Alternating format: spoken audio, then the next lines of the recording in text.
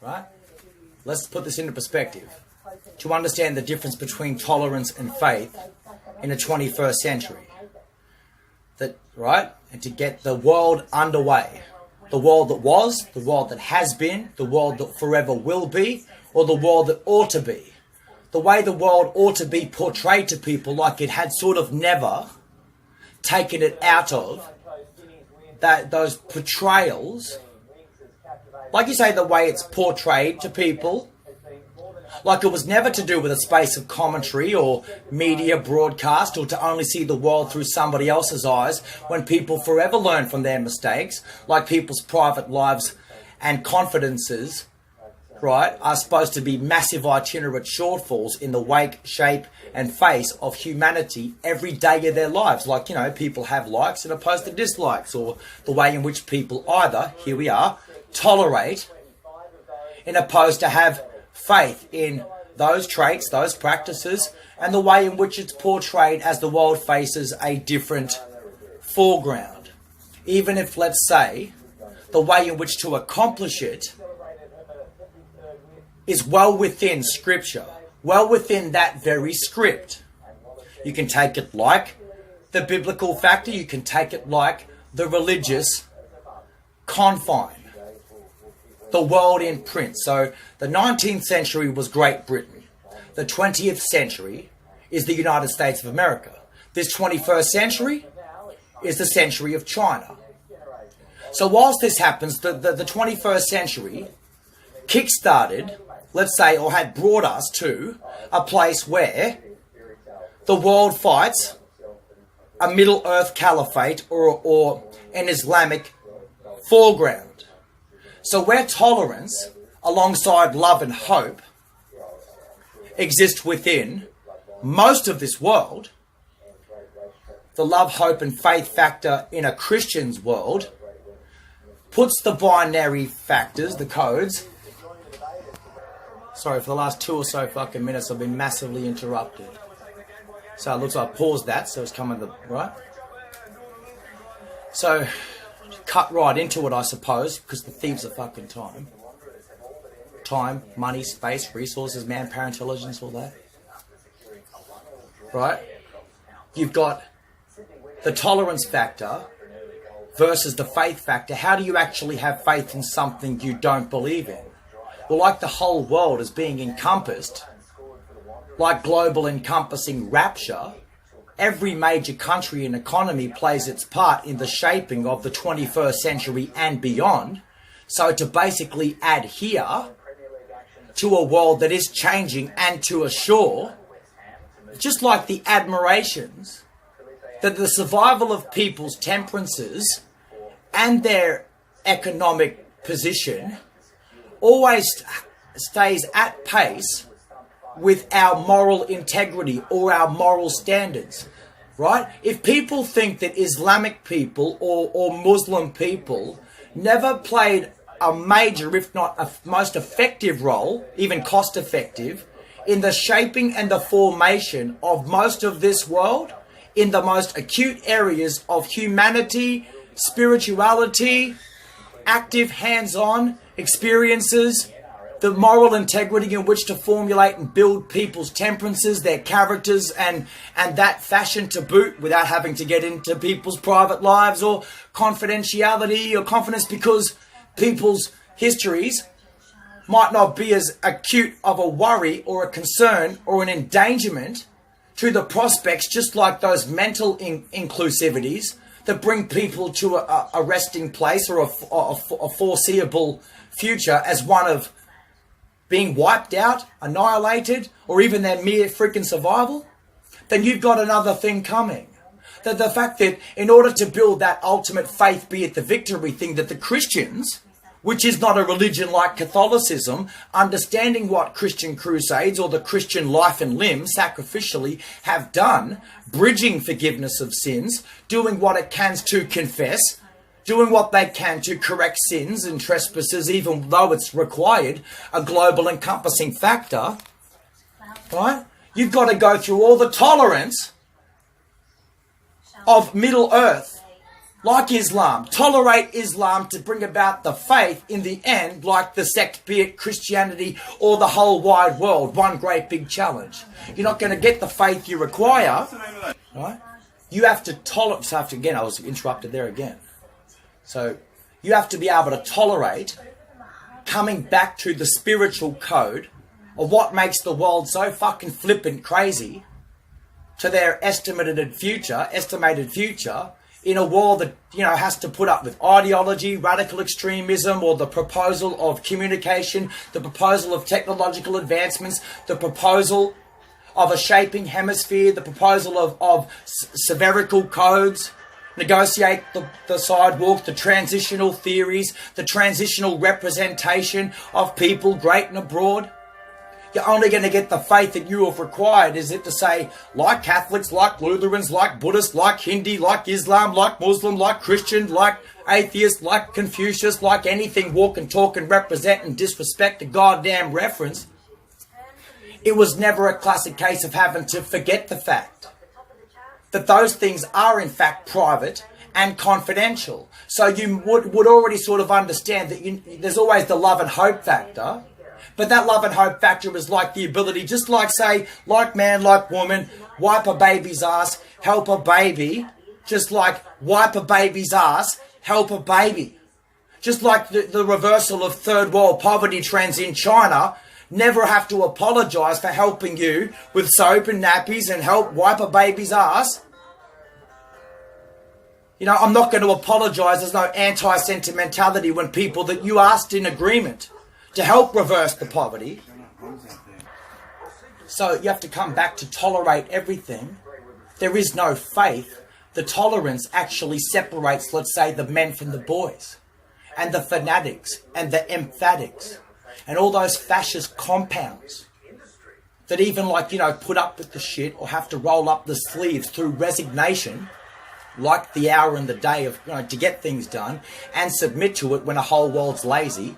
Even lazily caught up in political factors, scientific factors, psychological factors, reprehensible factors, the entire retrospective fear and vision that would have had to have people stop in the first place. In an entire world filled by inducements and extractions. Just like the business world, the exchange of currency documents, ill-fated currency, the works of what way you should go. The fork in the road, the narrow path, but then you got to tolerate all this, be in subjection to all things, and still live as if it is so goddamn important. To understand the respect factor, why do you think that the whole world, to bring about security and stability and peace and everything, requires having to tolerate Islam or Middle Earth people or something, even different shade of skin or something, culturally representing even your intake and even those exhaustion factors like the rights to bring people back to a medium? You're not going to have you're not going to have the victorious faith that the whole world is prophesied to receive unless your people, all of our people, learn how to tolerate it. Tolerance is a 21st century kick-starting mechanism to spark the existent, forever prophesied victory of faith. And so the faith is supposed to mediate. You don't just sit there and become a dick-riding, cock-sucking supporter of any one shape, form or corner of the planet.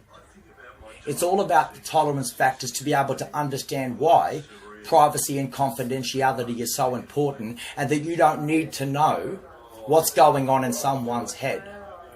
It'll always bring itself back to the persistent scale of law and order, and the synergy, like concrete law and order, like your jurisdiction, but like the globe that has become so intermeshed and interweaving with international affairs and people's great and small, the social media, the windows into people's lives, internet and all that sort of stuff, that unless you sort of understood that, then the sidewalk negotiations and our 2 feet upright, consecrated, holistic worth requires the tolerance, because everything requires being able to tolerate it and not be so overtly concerned with what you might say is nobody's business in which to do so. That's why you see the fortification of the nation of Iran.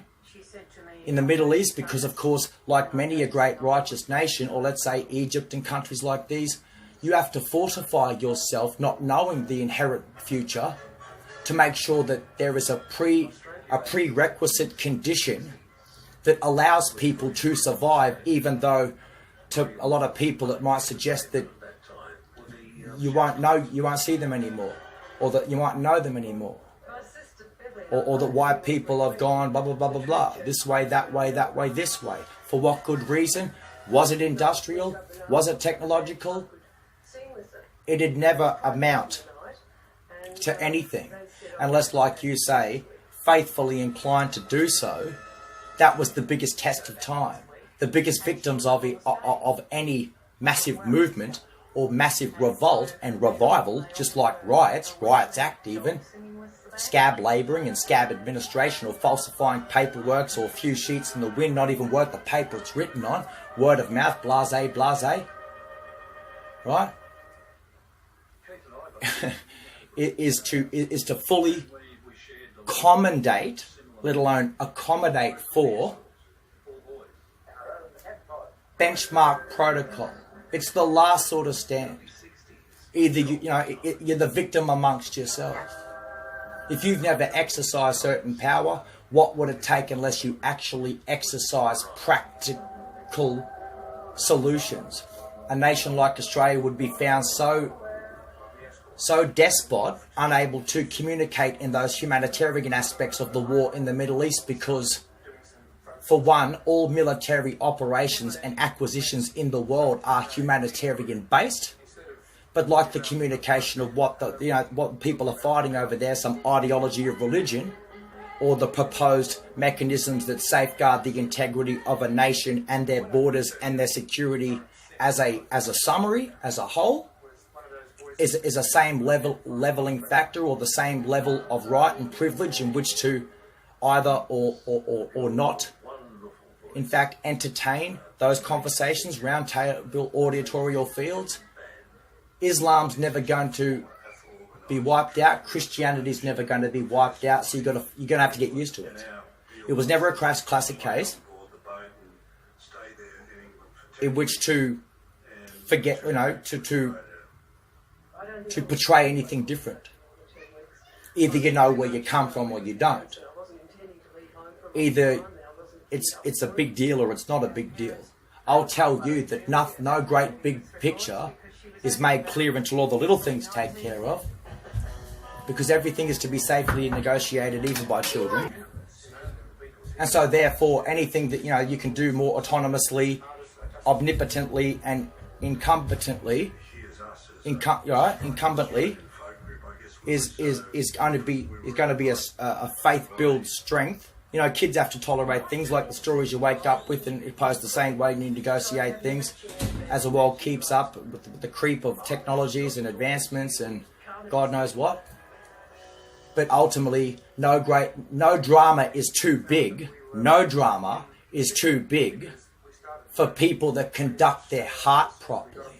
And just like the Middle Earth, but just like the entire world itself, if you don't think the whole world has become a heartfelt dramatization of some sort, then you will always forever fail the auditorial roundtables and negotiations, whilst most jurisdicts are falling victim to themselves because they haven't done anything to keep their house and finances intact. Just like people that claim their house and nation and finances are intact because you work 40 hours a week, but if the other 128 hours in every week left over, 24 hours times 7, if you haven't got your house and finances and everything in order, you haven't worked one bit. You haven't worked one bit. You're just people showing up by the dime and dozen looking for a handout from the man. Just like a handout from the special topic at the auditorial roundtable, and the position in which to speak openly and effectively to procure and ensure that the effect of people's greater sanctimonies and congenialities are safeguarded without having to bring their private lives and their confidences to the stake and claim of that which you say the law will only allow you to if they have faith in you. But only to go back on the tolerance, and that wouldn't have been seen as anybody else's jurisdiction. As the world reaches a global encompassing rapture, the 21st century is China. A great big chunk and percent of it. Right? But don't say that they're going to rule the world. Nobody's going to rule the world. Right? It's only supposed to be fortifying itself. And if you people believe that faith is achieved without tolerating anything, or having to understand the sins and the trespasses and the indebtedness, the debts, right? Right? Then don't even begin to formulate sequences in opposed to the ramifications of conductivity and premise licenses that find no manifest from one walk of life to the next to be able to simply do their incumbent role correctly, to keep their 24/7 or their weekly and monthly and yearly job, their work, their career, their tax-paying role intact. Know your foreground, know your task, your brief and everything, just stick to it.